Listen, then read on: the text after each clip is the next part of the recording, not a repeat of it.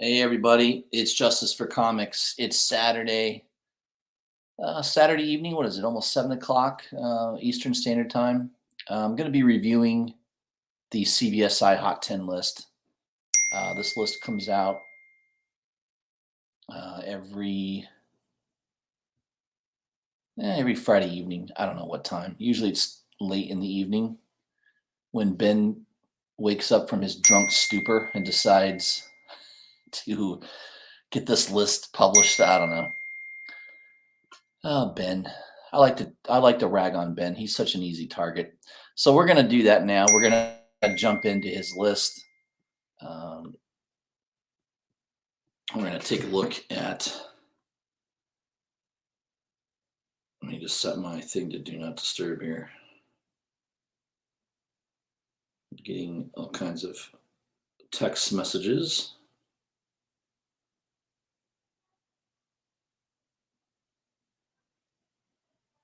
All right.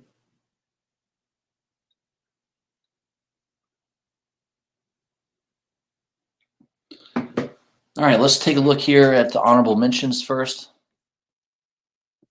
Dynamic Comics number 8. A CGC 1.5 restored copy just sold for $4,800.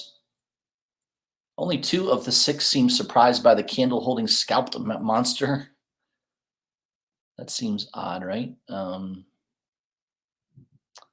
it's an interesting cover. Obviously, Golden Age, pre-horror code comic authority. So these books are just hard to find. Yeah, people that have all the modern comic books, all the Golden Age, Silver Age, yeah, that's what they're looking for. So it's a very specialized group that buys those comic books. It doesn't apply to most people that watch these videos, so you can kind of ignore it. Red Room, Crypto Killers number 3. This is the Jim Rugg 1 in 10 variant. And yeah, it's a homage to Hellboy, Seed of Destruction, issue number 1 cover. Yeah, I wasn't too impressed with the Red Room. I think I read a couple issues of the Red Room. It didn't impress upon me. I like Ice Cream Man. If you like horror books, just buy Ice Cream Man.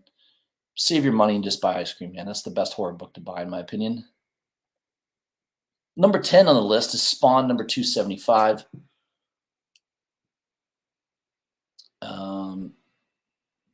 Kind of in that run where people, this was the run up to issue 300. I think I started collecting Spawn regularly around 280, 282, maybe 283 when Matina started doing covers for Spawn.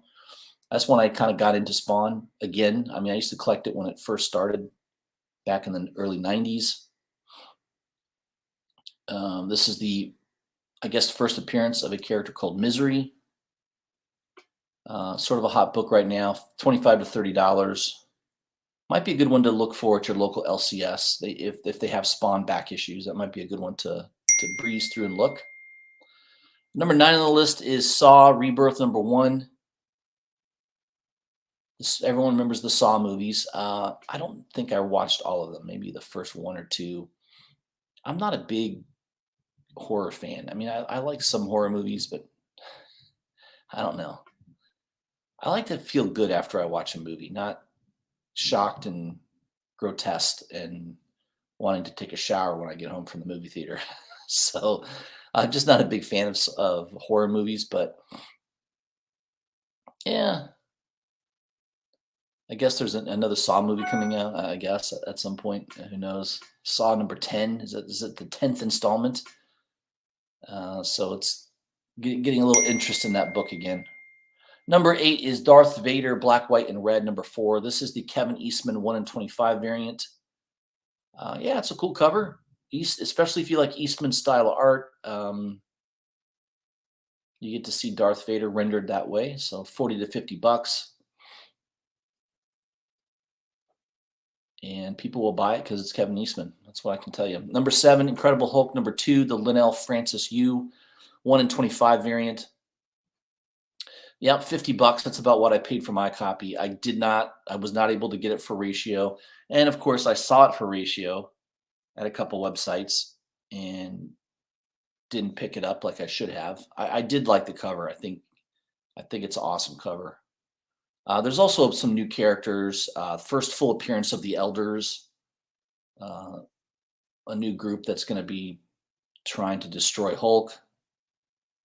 That's the first cover appearance of the leader of the Elders. I can't remember what her name is, but that's her first cover appearance as well. There's also going to be a 1 in 25 second print variant that will be issued in the next few weeks.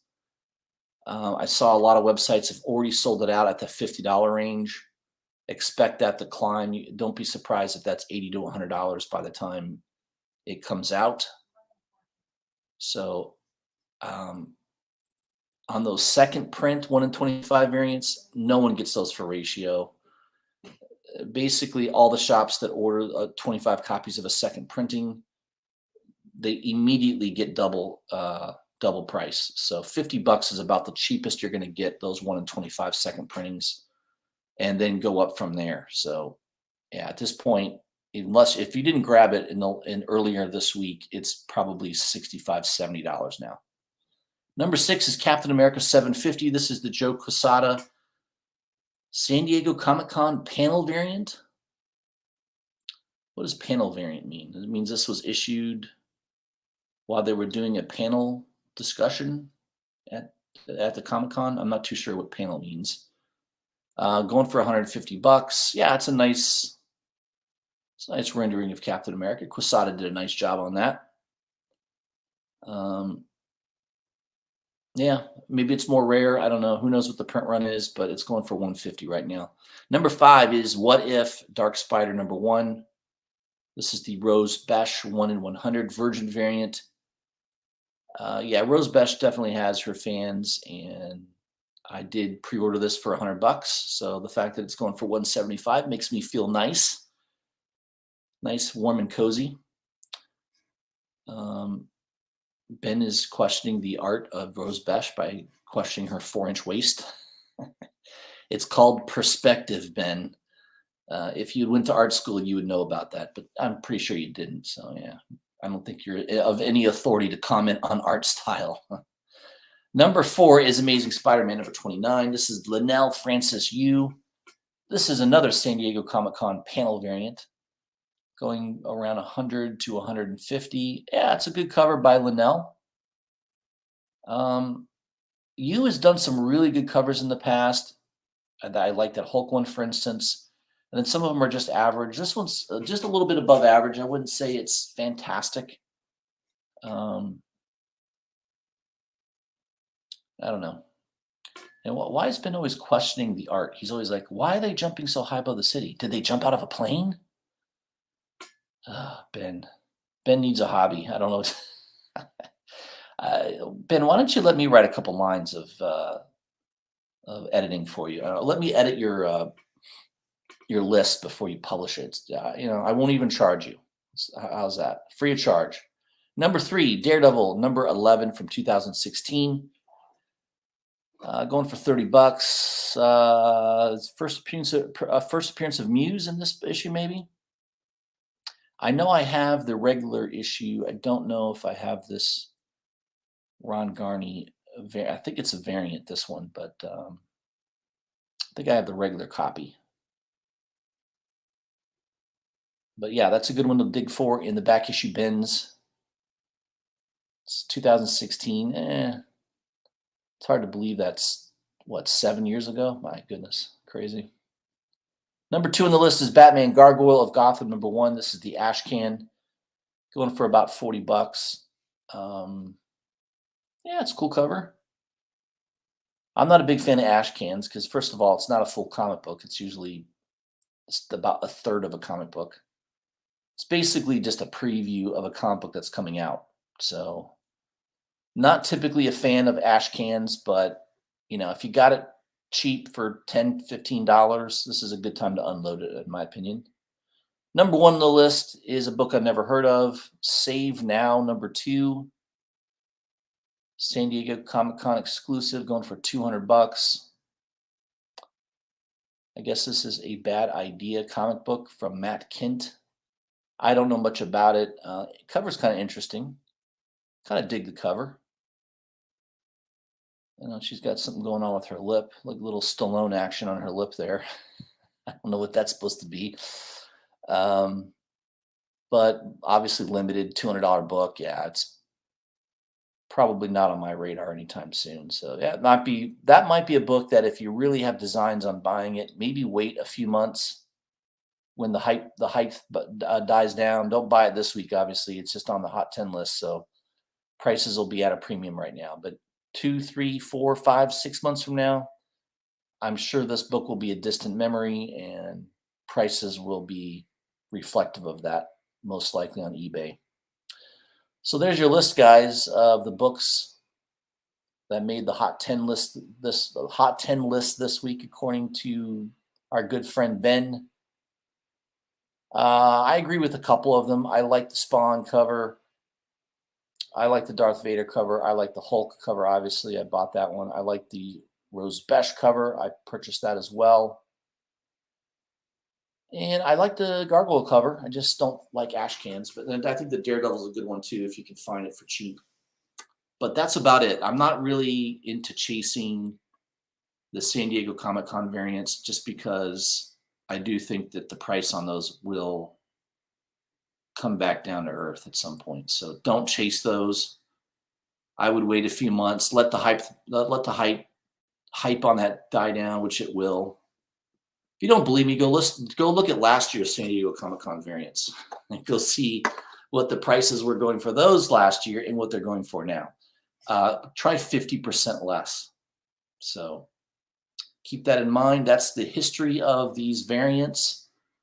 If you can get them at the con for $20, $30, that's probably the best way to do it. Or maybe there's a shop that offers a deal.